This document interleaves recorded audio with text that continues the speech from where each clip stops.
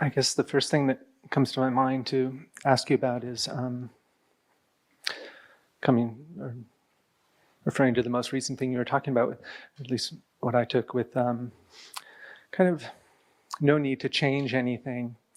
And that comes up for me as I think about the state of the world today and some of the tremendous need for change, and especially where there's injustice and greed. And it seems to me like there's, definitely a calling for that. And I think you asked the question, well, who has the right ideas or something like that. And it seems, yeah, right. So we would probably both agree from a relative point of view that it is better from a relative point of view for people not to be killing each other and for people not to be starving to death and causing each other suffering and all the hideous nonsense that humanity seems to thrive on so much. So I think we would be completely asleep at the wheel if we didn't see this and see just the inherent ridiculousness of it and the inherent suffering of it. But then it brings up the question, what brings about this change? What actually would bring about this fundamental change, you see? So we can agree that this change from a relative standpoint is necessary. The question then becomes, what brings it about? Mm-hmm. You see? And clearly, humanity is constantly in a struggle to change. Right. Mm-hmm. You turn on the news and there's two opposing viewpoints that want to change. Mm-hmm. And so everybody wants to change. And then there's a few people that have just sort of had it and they just sort of drop out. But that's not the answer to anything, is it?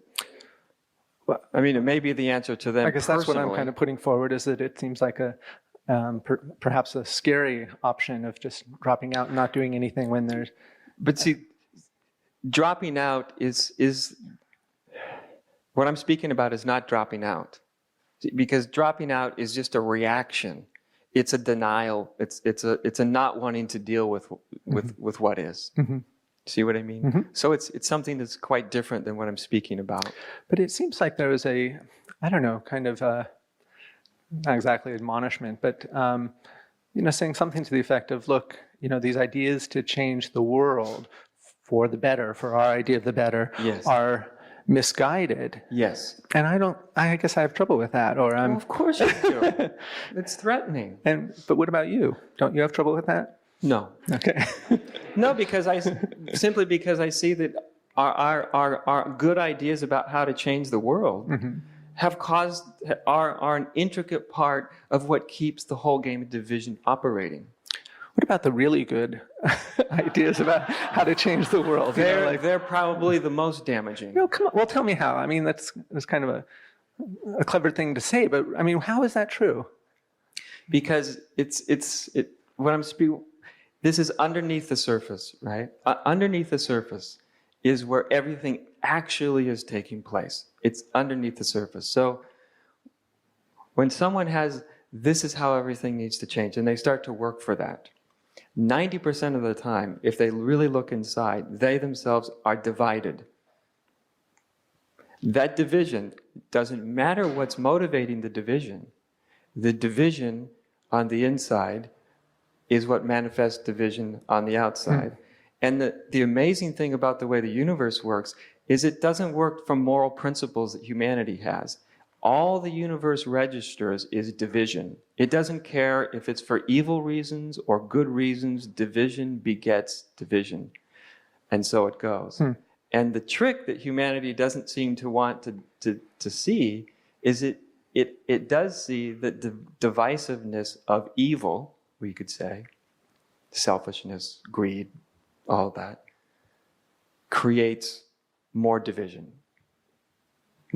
Any logical person can see that functioning from that way creates division. The next step is the thing that humanity has such a difficult time seeing, is that their division that's around the good is actually also an inherent part of divisiveness itself. And so we're trapped in duality, in good and bad, right and wrong, evil and you see what I mean? Well, I guess I And it would just have perpetuates the same cycle. I guess I would have thought somehow that the good side somehow is more, I don't know, spiritually aligned, as it were, or and yeah. Well, in a relative sense, it is. In the sense that these aren't absolute statements, but in a relative sense, it's better to be kind than to hit someone over the head with a hammer.